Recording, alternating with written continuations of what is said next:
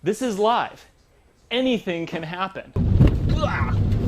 Bounce. Okay, now this is the part of the show where we're going to talk about what we have in the studio. Right here, this is a 2009 Honda Fit. Now, I have to admit, I'm a little partial to this car because it reminds me a lot of my first car, which was a 1978 Honda Civic. But, oh yeah, that's me. The original 1978 Honda Civic, it had an 86.6-inch wheelbase and a total length of 139.8. Now, how does that compare to this Fit? Well, the Fit is a whole foot wider and a whole 2 feet longer. This car puts out 117 horsepower to the front wheels. That old 78 I had was only like 60 horsepower. But then when you look at the numbers a little bit deeper, it's not quite so fancy, because if you measure it out per ton, the new Fit here produces 90 horsepower per ton, whereas the old Civic produced 80 horsepower per ton. The weight makes all the difference. They're starting to look more alike all the time. But I wouldn't consider that a bad thing. My memories of the old 1978 car may be fading, but I really remember it as having a really go anywhere, do anything kind of attitude. Even without a lot of horsepower under the hood. It was just a car you just knew would get you there. Now, this new car, it seems to have a lot of that same spirit. It's comfortable, reasonably so. Significantly more comfortable than the old 78, that's for sure, with a lot better amenities. But that comes at a price. This car weighs 2,600 pounds. Where did they put it? 2,600 pounds?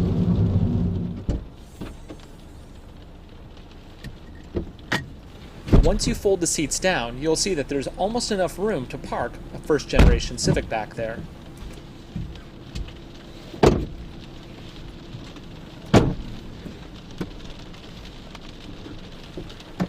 And not only do the seats lie completely flat, they also fold back.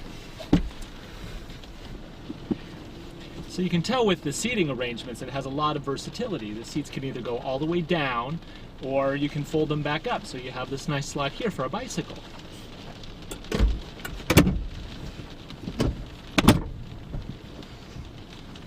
Classic Hondas aside, I really like the look of this new Fit. It has a reasonably aggressive look. Let's look at this nose here. I mean, is that one mean little toaster? It's really available with a lot of extras that you don't normally see in these type of small cars. You can get the nice stereo, you can get nav. Really, it's kind of Honda's take on, like with the Mini. You take a small car, but you make it a premium vehicle. You don't just make it a throwaway thing like the Aveo. Ugh.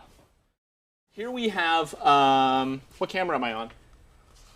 2. Hi, number 2. How y'all doing in TV land? Anyway, today we have in special guests here in the studio, Alex and Nels from CarbConn. They are performance tuners out of Kirkland, Washington. Now, in addition to working on Hondas, like the Fit here, you guys are like the only authorized Hondata tuner in the area, right? Yeah, that is correct. Okay, you also, what other kind of stuff do you do? Well, we have been in business now since 1987 and been tuning, obviously, old cars. And nowadays, with the advent of fuel injection and computers, we have now the software to pretty much tune everything from BMWs, Porsches, most all the General Motors lines, Corvettes, SUVs, diesels, as well as the Fords. We do the Mustangs, the Focuses, even GT40s we recently did for the Silver State in Nevada, and of course a great deal of the Japanese products, Honda and so forth. Yeah, have you had a chance to do any Aztecs yet? No, haven't actually. Got to only touch one once actually, but no one's asked for that. Exciting stuff.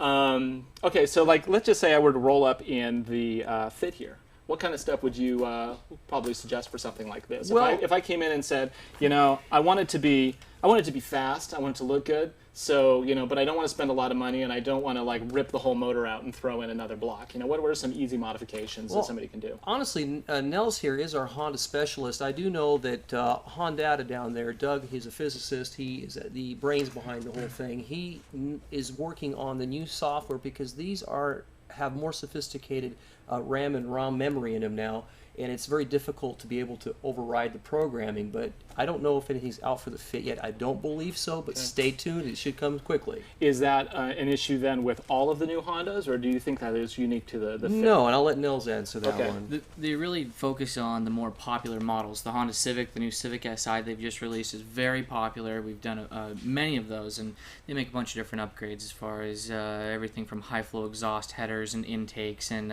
intake manifold gaskets, things like that. And then they've also cracked the software and done a reflash for it. So then they've manipulated the timing and the fueling and also the VTEC changeovers. So a lot of the RSXs, they just released the new S2000 software, so there's a bunch of different things available, but more of the performance-oriented cars. They tend to go to more popular models. So you know, the biggest question a lot of people have when they try to go do modifications is it going to void my warranty? And I know you're not Honda, but what do you guys say when a customer, I mean, obviously that comes up at some point. Yeah, you can change anything that is not covered under the factory warranty. So something like an intake box would not be covered by the factory warranty, so then you can modify that, and that would not void your factory warranty. Something like the muffler, that's not covered under your factory warranty, so then you can change that. Anything else can cause some problems. Now, you guys are one of the few tuners that actually has your own all-wheel drive dyno? Correct. All-wheel drive dyno in-house. So obviously you've had a greater opportunity not just to install stuff, but also to see the results. On some of like the Hondas, we'll take the Civic because that's a much more popular model. Say what's the current gen Civic? What kind of gains would somebody see if they were to say do a reflash and exhaust and an intake and something like that? I actually brought a graph here because we just finished one up the other day. Oh, we didn't even talk about that, so it's good. That's what you brought. This is a standard dyno graph. Can we get this up on 2? Can you? So what they've done is this has a header and a warm air intake system, because in Washington we get so much rain, so we typically prefer the warm airs. Sacrifice a little bit of power, but safety is much more important. And other than that, we just did a Hondata reflash, so the power actually is increased over the entire RPM range. Starting, we sampled from 3,000 to 8,200, and we lowered the VTEC point from about 5,900, 5,800 down to about 5,000, and you can see the horsepower increase is huge all the way across. And the peak numbers were only about 10 more up here at the very top, but through the mid-range we're looking at about 30 horsepower and 25 foot-pounds of torque. Wow, and that's just on a stock Honda with a reflash. Absolutely, and maybe an intake system. Maybe an intake. Okay, Yeah. well, how much would something like that run for somebody? I mean, just ballpark. Obviously, everything's a little different. The reflash is about $600. Okay. Yeah. So for $600, you can add 30 horsepower to your Civic. Absolutely. Well, that's pretty cool. Seems like a good deal to me. We're still on number 2. Okay, great. So we're going to be back after a brief intermission where we will be fielding questions. You can tweet us. You can hit us up on the forum, which is attached to our video stream here, and you can ask about. I've only had this car. I've only been driving this one for a day, the Fit. So I don't know what I can answer, but I'll try to answer any questions about that.